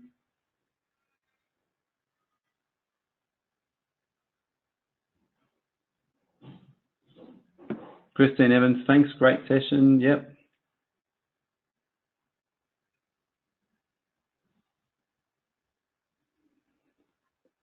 Jason, awesome session. Yep, thank you. Jennifer, much gratitude. Julie, thanks for the masters. Oh, our pleasure. It's wonderful. So what's going to happen next week, everyone? Just so you know, in our next final one, it's going to be an integration of everything that's happened. So we'll be doing some more clearings, integrations, and really just sharing with you further options to move forward as to what you can do to further your own learning around manifestation in your spiritual path. Because what this has done is got you started. And generally, from my experience of the 10,000 hours rules, like I mentioned, it does take a fair bit of time to master this and get it a habit. And generally, my experience is people to get the real results generally do some kind of ongoing practice, whether it's doing some kind of using it in their own life or some kind of daily practice, or getting involved in further learning. So next week as well, we'll be doing two things. One is integrating it, actually three things. Two is a clearing and manifestation with you to move forward. And finally, we're going to be just exploring further options for those of you who really desire to keep going in this, keep growing your manifestation skills and start to master a higher level path. So, okay, so thanks everyone and look forward to seeing you next week. Bye for now.